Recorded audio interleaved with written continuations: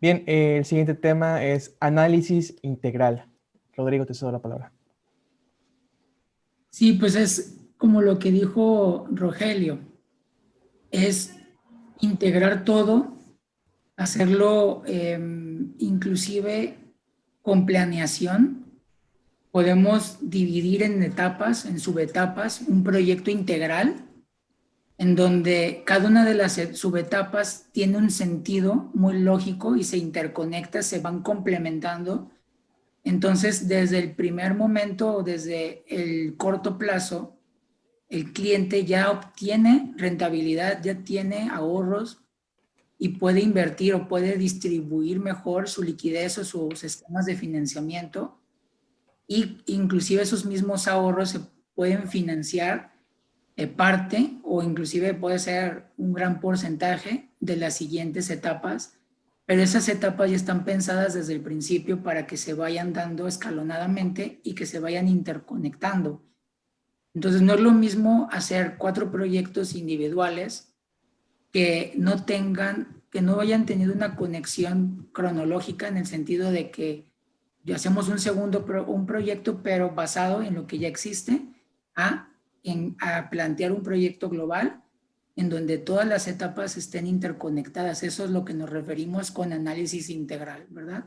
E inclusive también teniendo en cuenta factores externos como megatendencias, y lo que puede suceder inclusive a nivel de reforma energética, ¿no? Legal, aspectos legales, etc., ¿verdad? Etcétera. Adelante, Rogelio. Gracias. Sí, en efecto, complementando, como vimos al principio del webinar, hay muchas opciones en el mercado, y esta parte de análisis integral también incluye analizar todas esas opciones existentes en el mercado mexicano que son permitidas por la ley, pero siempre tomando como punto de partida la conceptualización o estructuración por parte del cliente o del usuario consumidor. ¿Por qué? Porque, como dijo Rodrigo, son pasos cronológicamente unidos o subsecuentes, los cuales van a tener implicaciones de corto, mediano y largo plazo. Un contrato, por el tiempo que dure, tiene implicaciones en la empresa, en su balance. También tenemos que tomar en cuenta que es la conceptualización, estructuración, el análisis legal, financiero, técnico y de ahorros energéticos, hasta la parte operativa y del financiamiento.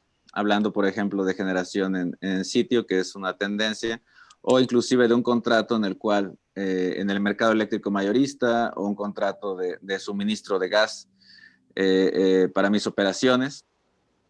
Todos estos tienen muchas cuestiones que afectan a toda la empresa, no únicamente al centro de costos de compras, válgase la redundancia, sino a toda la empresa. Quiero aquí también mencionar que la parte contractual es extremadamente importante, porque en el contrato o en los contratos es donde vamos a incluir toda esta parte del análisis integral junto con la planeación estratégica que comenta Rodrigo, y es lo que nos va a regir de un punto hacia adelante en cuanto a obligaciones, costos, pagos. Entonces hay que estructurarlo no únicamente desde un punto de vista eminentemente legal, sino en su conjunto con el conocimiento de las cadenas de valor, del suministro, de los insumos energéticos. Entonces, quiero repetir que hay muchas opciones. No necesariamente tiene que ser una sola y no son excluyentes entre sí, pueden ser dos o más. Digo que nosotros hemos estructurado proyectos de esta manera, siempre tomando en cuenta la parte legal, la parte técnica, la parte económica y la viabilidad para la empresa. Que exista este equilibrio entre lo que entre los ahorros tangibles e intangibles y el beneficio que existe para la empresa. No hay que irnos únicamente con uno de ellos, disculpen que lo mencione tanto, pero no hay que pensar únicamente en términos de una o dos opciones o dos soluciones. Rodrigo mejor que nadie lo sabe, pero bueno. Perfecto, muchísimas gracias. Bien, el siguiente tema es súper interesante, es contratación, compra, venta o reventa. Rodrigo, por favor. Bueno, aquí también generalmente cuando un cliente puede llegar a pensar que simplemente es comprar, ¿verdad? Te necesito adquirir, o sea, como parte de un proyecto, costos, cuánto cuesta y la implementación, ¿no? Instalarlo y utilizarlo, ¿no? Pero realmente hay muchísimos más esquemas, ¿no? No nada más es la compra, inclusive se puede arrendar, se puede rentar, ¿verdad? Se puede contratar. Entonces, sí, en este caso Rogelio va a explicar o va a detallar muchísimo más sobre todos estos esquemas que vienen también muy de la mano con la parte legal. Gracias, Rodrigo.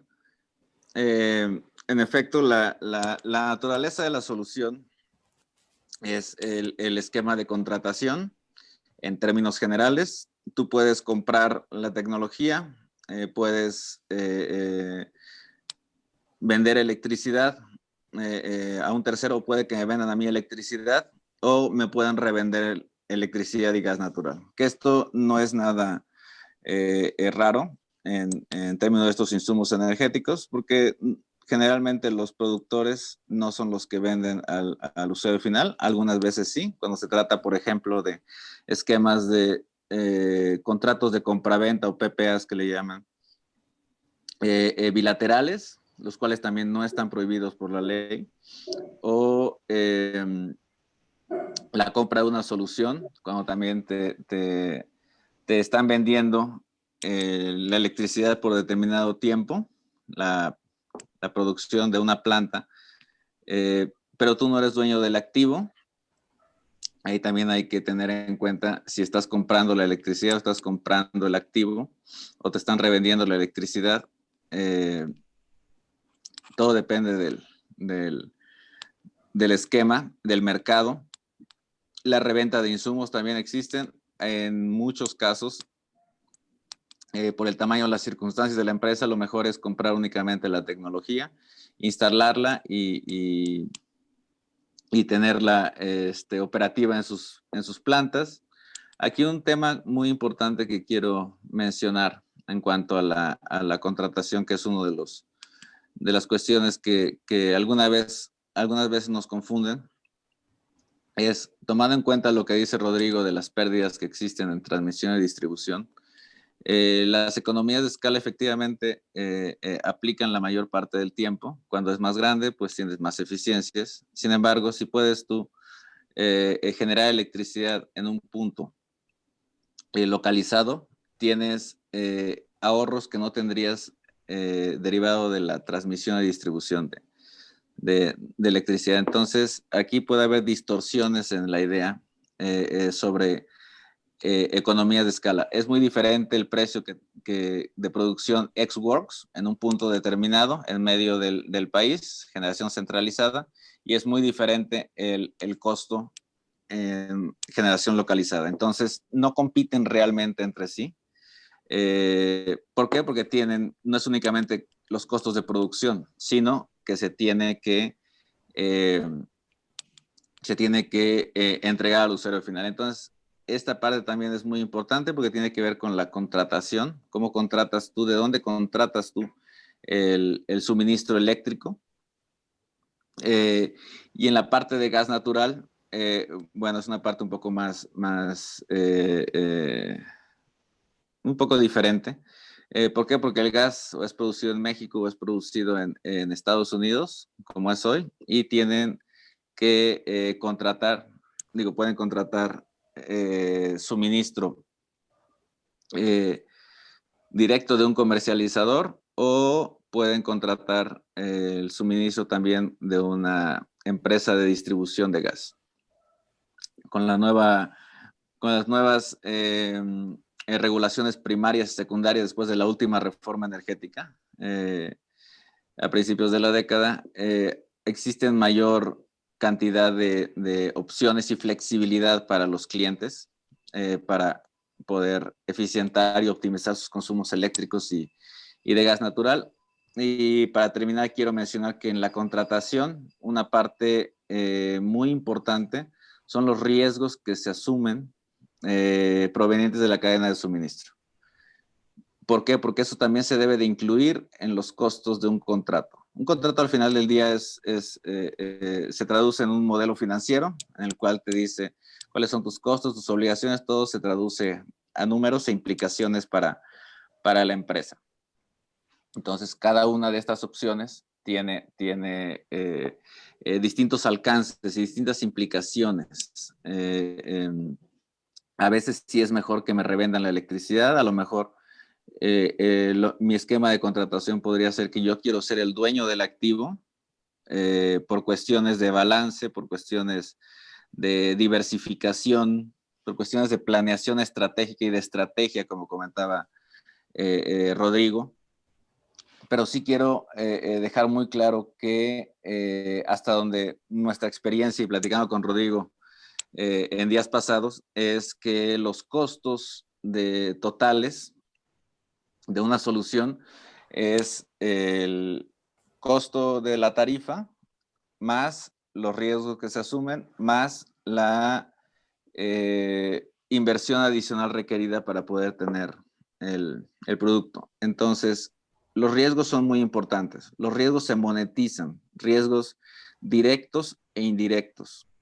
Estén en el contrato y si no están, bueno, es más peligroso, pero tienen que estar específicamente definidos en el contrato porque todo contrato tiene implicaciones económicas, técnicas, financieras y de riesgos. Las contingencias son muy importantes, aun cuando a veces no se monetizan, tienen un valor. ¿Por qué? Porque pueden suceder. Entonces, correcto, para estar preparados para eso es algo muy importante. Ninguno de estos esquemas de compra, venta, reventa, arrendamiento es mejor que otro. Es caso por caso. Perfecto. Muchas gracias.